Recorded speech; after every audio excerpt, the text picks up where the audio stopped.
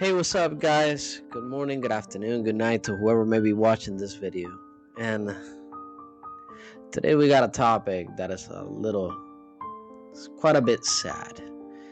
It's a topic of, I'm Lily Paulette, and today I'm getting ran through by 100 guys.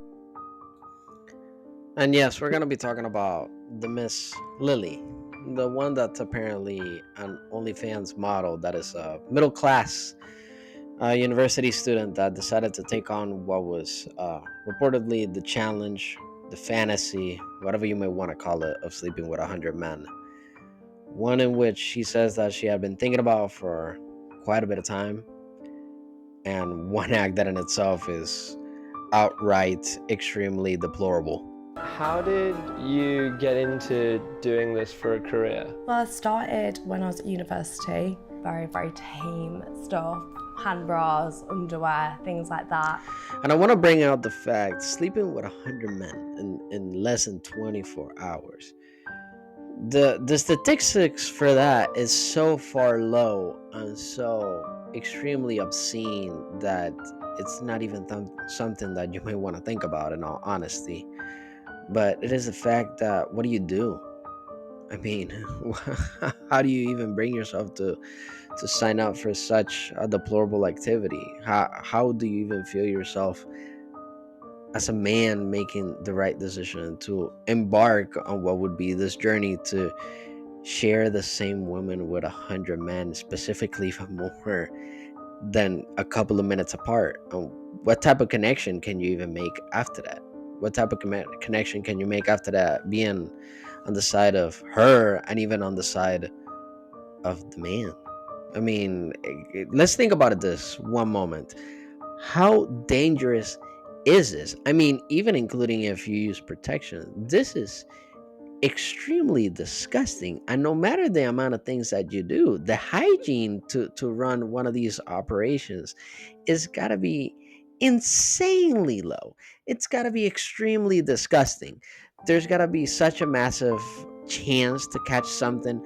And how do you even catch? Because watching the videos, they were just signing up. You would just send apparently your ID and a picture of yourself, and you would sign up, and they would kind of take their own words. How do you know for sure certainty that you're not sharing, the same situation or the same kind of momentum as someone else that just had like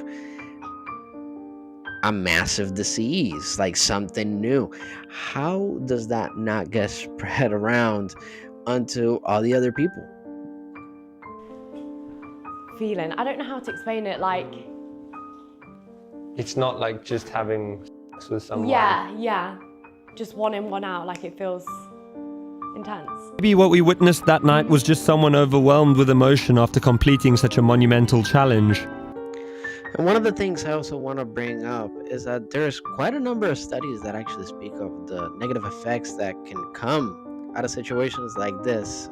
One title by Ann Carl, Annette Marcus, and Malachi, released quite a number of years ago, actually speaks that in general population, poor mental health, high depression, high anxiety scores were significantly associated with having multiple sexual partners.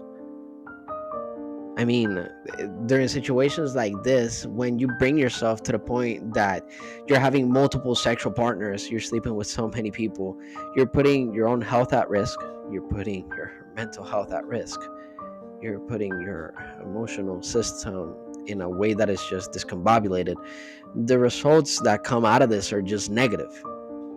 This is something that you need to realize. You have recorded this. This is something that is on the internet now, till the end of times. And this is something that you will be recognized about. I mean, this has repercussions, not only on yourself, but on your future generations. I mean, how will your significant other be ever able to deal with this? I mean, could there be one? Not to say that there wouldn't, but would you be able to find one? Would they be okay if they knew of this? How would they react if they found out about this and maybe they didn't know of it? This is all very legitimate circumstances. How about the kids? How is the child, the son, the daughter, gonna be able to realize that my own mother, the one that gave birth to me, didn't really respect themselves earlier on in their life, earlier on in their own youth. I mean, this is something that will be passed down by generations, and it's just gonna continue going along. It's up to you, right? Like when Yeah, if you- yeah. Have you even processed, do you think, what's happened? Not yet. God, I won't forget the stage. She says that she doesn't realize what she did, and later on, a couple of days later, the documentary itself goes on to admit that she will sleep with 1,000 men later on. But I do find myself not being a huge fan of the words that the gentleman used, saying that this was an immense challenge. I would not say that this is a challenge to be proud of. This is not an act to be proud of, because ultimately this is going to be affecting her.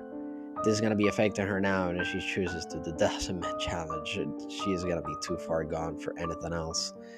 So, yeah, I implore anyone that sees this, they learn their lessons, and they do not think of participating in the sexual promiscuity that is going on nowadays. It's not good. It's proven scientifically to not be good. And if you're a person of faith, go seek Jesus, and don't even fantasize of participating in such deplorable activities such as this. Bye.